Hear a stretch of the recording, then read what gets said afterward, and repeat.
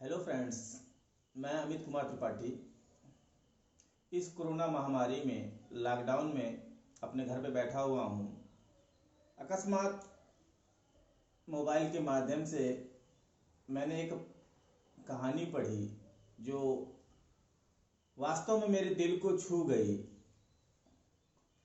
तो मेरे मन में ये विचार उत्पन्न हुआ, इस कहानी के माध्यम से जहाँ तक हो सके सोशल मीडिया व्हाट्सएप के माध्यम से इसे हर व्यक्ति के पास पहुंचाया जाए, ताकि इस कहानी को सुन के लोगों को वास्तविकता का ज्ञान हो और वो जो गलतियां करते हैं, जिसका रूप हम देख ही रहे हैं इस महामारी के रूप में, वो ना करें। एक छोटी सी कहानी बहुत ही प्रेरणा देने वाली आपको सुनाने जा रहा हूं। का दरबार लगा हुआ था। राजा ने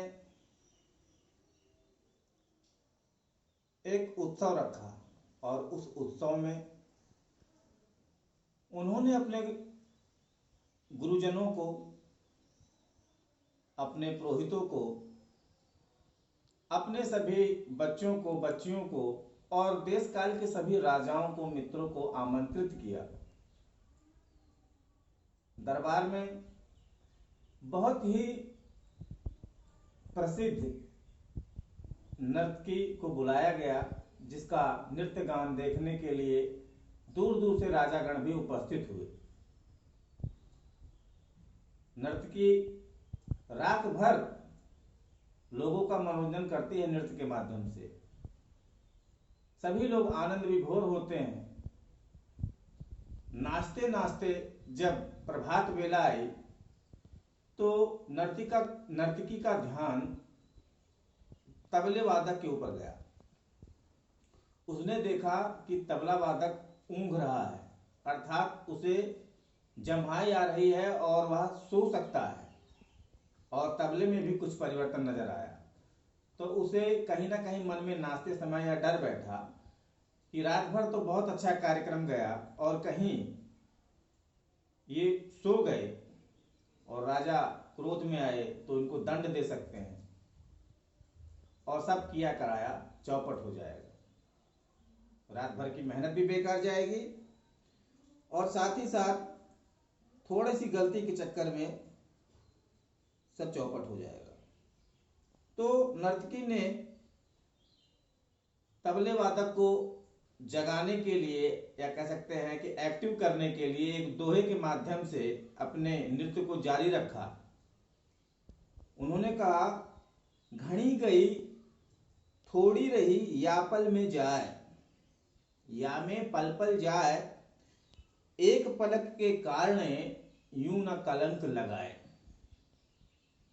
दोहा कुछ इस प्रकार से कहा गया कि दरबार में उपस्थित गुरुश्रेष्ठ गुरुजन जो थे बड़े प्रसन्न हुए और उन्होंने पुरस्कार रूप में अपने गले से रुद्राक्ष की माला नर्तकी को पेश कर दी।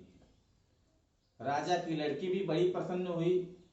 उन्होंने भी अपनी हार की माला निकाल के दी और लड़के ने भी तमाम हीरे जवाहरात पुरस्कार स्वरूप उस नर्तकी को दिए।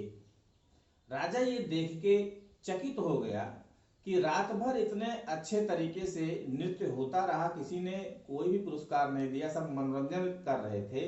अकस्मात इस छोटे से दोहे ने क्या चमत्कार कर दिया, कैसी प्रसन्नता इन सभी व्यक्तियों के हृदय में ला दी कि जिनसे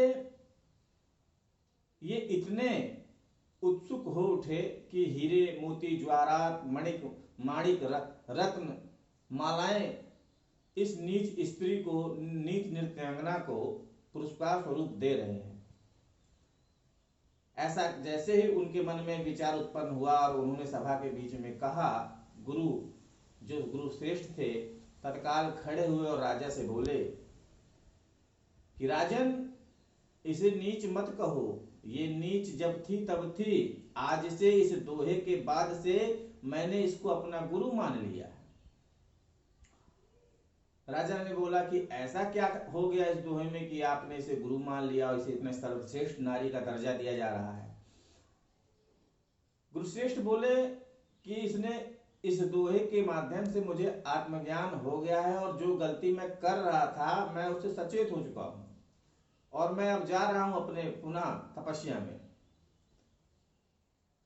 क्योंकि इस दोहे ने मुझे बताया कि जिंदगी भर जवानी से लेके बचपन से लेके जवानी और वृद्धावस्था तक पहुंचते पहुंचते मैंने जंगलों में तपस्या की, नाना प्रकार के प्रभु को प्रसन्न करने के अच्छे अच्छे कर्म किए और आपके बुलावे पे इस उत्सव में आके आज पूरी रात मैं इस नृत्य गान को देख रहा हूं भरी सभा में। कितना बड़ा कलंक लगेगा मेरी तपस्या को, लोग जानेंगे तो क्या कहेंगे कि इतना सब कुछ करने के बाद क्षणिक आनंद के लिए, रोमांच के लिए सब कुछ चौपट कर रहा हूं जब मेरा अंतिम समय है। इसने, इस दोहे ने मेरी आंखें खोल दी, इसलिए भैया मैं तो चला। यह कहकर गुरुश्रेष्ठ उठे और वन प्रस्थान में निकल गए। राजा को बात समझ में आई, लेकिन ये नहीं समझ में आया कि लड़की ने ऐसा क्यों किया, इतना पुरस्कार क्यों दिया। लड़की से भी बात की, लड़की ने बोला पिताजी मेरी आंखें खुल गई हैं और मैं बहुत बड़ी गलती करने वाली थी और इस दोहे के माध्यम से मुझे ज्ञान हुआ और मैं बहुत बड़ी गलती करने से रुक गई। यानी ऐसी कौन सी गलती? लड़की बोली पिताजी आप राज दरबार में अपने राज्य को चलाने में, ऐशो आराम में, बाहरी दुनिया में ही व्यस्त हैं, आपको ज्ञान नहीं कि मैं शादी के योग्य हो चुकी हूं और ना ही आप मेरे शादी का विचार कहीं कर रहे हैं। मैं भी अपने मन की उत्कंठा को दबाए हुए आज की रात ही मैंने विचार किया था, आज सुबह ही, कि मैं आपके महावत के जो लड़के हैं उनके साथ मैं भाग जाने वाली थी और उनसे मैं विवाह कर लेती, लेकिन इस दोहे ने मुझे रोक दिया कि घड़ी गई थोड़ी रही, अर्थात इतने दिनों तक तो तुम राजा की बेटी बन के दरबार में रह रहे हो और आज नहीं तो कल तुम्हारा विवाह हो ही जाएगा, हो सकता है कल ही शादी हो जाए और थोड़े से के चक्कर में मैं इतनी बड़ी गलती कर दूं कि मुझे जीवन भर का कलंक झेलना पड़े। अगर मैं भाग जाती हूं तो कलंक तो लगेगा ही। मेरी आंखें खुल गई, इसलिए मैंने अपने विचार को बदल दिया। राजा बहुत प्रसन्न हुए। वास्तव में अगर ऐसा आभास हुआ, ऐसा ज्ञान हुआ तो बहुत अच्छी बात है, पुरस्कार देने वाली बात ही है। लड़के के मन में, लड़के से भी पूछा गया कि आपको क्या ऐसा प्रतीत हुआ, इतने प्रसन्न हुए? पिताजी मैं बहुत बड़ा अपराध करने से बच गया। आप वृद्ध हो चुके हैं तब भी अपना राज सिंहासन नहीं छोड़ रहे हैं। मेरे मन में भी युवराज बनने की उत्कंठा है, मैं भी महाराज बनना चाहता हूं बहुत दिनों से, लेकिन आपको समझ में नहीं आ रहा है कि आप राज सिंहासन अपने पुत्र को दे देना चाहिए। इसीलिए मैंने आज रात सिपाहियों से प्लान बना रखा था, सबसे मिलजुल के आपकी हत्या करके मैं सिंहासन को प्राप्त कर लूंगा। लेकिन इस दोहे के माध्यम से मुझे ज्ञान हुआ कि इतने दिनों तक तो मैं राजा के दरबार में पुत्र की भांति युवराज बन के रह ही रहा हूं, आज नहीं तो कल यह सिंहासन मुझे ही मिलने वाला है, तो क्यों थोड़े से के लिए, थोड़े से समय के लिए, थोड़े से लालच के लिए मैं अपने ही पिता को मार के पिता का हत्यारा भी बनूं। इसलिए बहुत बड़ा अपराध करने से मैं बच गया।